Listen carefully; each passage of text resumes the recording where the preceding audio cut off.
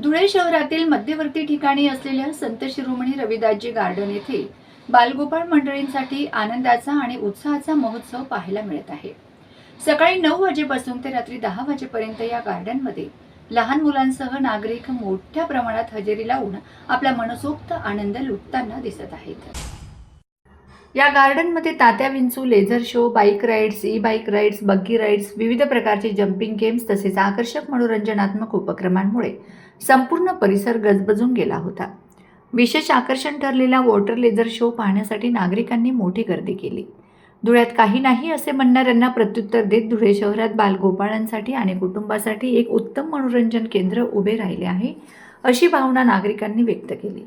या गार्डनमध्ये शाळांच्या सहलीही मोठ्या प्रमाणावर आयोजित केल्या जात असून विद्यार्थ्यांसाठी आनंद व शिकण्याचा एक उत्तम अनुभव निर्माण होत आहे।